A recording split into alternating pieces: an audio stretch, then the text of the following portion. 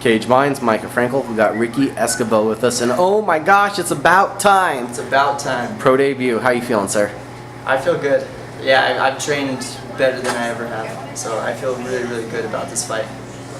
Levi Lucero, your opponent, he comes in with a slight bit more pro experience. What do you do to nullify that? Just train smart, train deliberate, and try to keep my mind sharp. Talking about the fight now, he likes to take it to the ground. He likes to implement his wrestling. He can also stand and strike. Haven't you seen him fight before? I've never seen him fight. I've seen one fight against Jerome Rivetta. Other than that, I've never seen him fight. And that fight was so short there. Well, it's kind of the same as you. A guy that'll strike, a guy that'll take it to the ground, multifaceted. What have you been then preparing for? I've been training everything in MMA, especially when you're getting ready to make your pro debut. You have to be ready for anything, because the difference between amateur to pro is, you know, in amateur that you might see a good striker who might be lacking in certain things, but then at the pro level you have to train everything. Everyone trains everything now. So that's what I'm trying to do, is just try to train everything, try to get better at every aspect of the game and go in there and win. So what was it like? The coaches talked to you, they told you you're making the jump, you're ready to go pro. What was that like? Yeah, it was more me asking the coaches. You know, I figure I'm getting hungrier and I'm not getting any younger, so it's time for me to make that pro debut. And I asked Coach Wink. Wink kind of thought like, no, let's wait a little bit longer.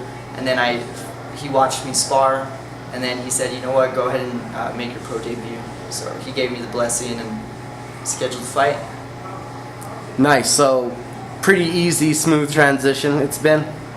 Yeah, I mean, my last fight I fought a tough guy who was 7-0. So he, you know, that was a good test to see where I'm at, especially after over 16 months of ACL recovery.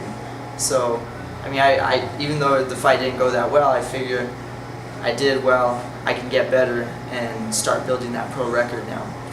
And then talking about that fight, was there any tentativeness? Did you feel anything first live action after the surgery with all that recovery?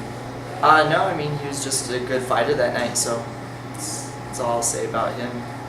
And now from you, obviously want to get better everywhere. Was there one thing though in that fight that you looked at and you're like, I can do better at this? I think one of the biggest things is I need to pick my shots a little bit better and try not to get too overzealous or too overexcited about certain things. Because there are times when maybe you land a shot and then I just start trying to do too much instead of picking my shots. You got over emotional, you said, to pick your shots. How are you going to hold your emotions together in this big moment? You're excited. We'll see. We'll see what happens. There's a wait and see factor. You're like, huh? It's always going to be interesting to see how things play out. Because in the fight, like Mike Tyson said, you can have a plan, and then once you get hit, it changes. And now you've had, as we mentioned, the ACLs, the surgery, the recovery. Yeah. Is it even an afterthought for you? How has the knee been? Yeah, the knee's great. I mean, it's stronger than it was before. And the good thing about that is, right after the surgery, I just, you know, focus more on technique, focus more on body position rather than just training techniques. You know, I actually learned how my body should be positioned, how I should do things the right way instead of just, you know, blindly doing them. You've been coaching before. We know you're at the UFC gym all the time. You're in a lot of condition. So does the adding on the 2 extra minutes per round, has that even been a real issue or thought, or do you just continue to handle this, what you've been doing? Sorry. I think it'll be fine. We spar here 5 minutes. I do my conditioning in 5-minute rounds, and so I mean, it's going to be different when it actually comes down to it. But I train for the 5 minutes either way, so it shouldn't have that much of an impact. And with it being a pro fight now, the records count. There's money on the line. Yeah. Do you feel the extra step up, the extra focus on it, the extra attention that the fight game needs? Yeah, I mean, it gave me an extra motivation to train a little bit harder, a little bit smarter. You know, because at the amateur, it's like you said, once you stop being an amateur, your record kind of goes away. But this is the real thing, so you have to train hard. And then is there a different mindset heading into this fight? Not really. It's for every fight you have to go in there to be relentless. You have to go in there with the right mindset to just go in there and win. You know, you can't go in there doubting yourself. You can't go in there getting nervous or anything. And then what it would mean to you to get this first pro victory? Oh, this would be a big thing for me to get my first pro victory. I mean, growing up, I always told my parents I want to be a professional athlete. You know, growing up, my friends wanted to be professional athletes. Now this is my chance to be what I've always dreamed of. So. Does it feel surreal? Yeah, it feels surreal, but now I'm starting at the bottom. So I'm going to become a professional athlete, but I'm at the very, very bottom, and I have to work my way up now. So now, looking around the landscape, Southwest here's where you got to start out with first. How hungry are you to dive into getting into this flyweight division and start taking on some big challenges? Oh, I'm excited. There's always the want and the need to take on big challenges. You always want to challenge yourself, but you have to be smart about it too, because now at the pro level, your record counts. If you lose some fights, you're not going to be able to sign with certain promotions. So it's all about being smart and doing the right thing and fighting smart, training hard, training deliberately.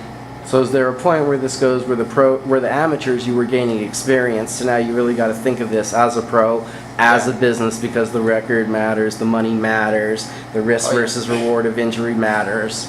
Yeah, and that was one of the reasons why I decided to turn pro, is that risk versus injury, right?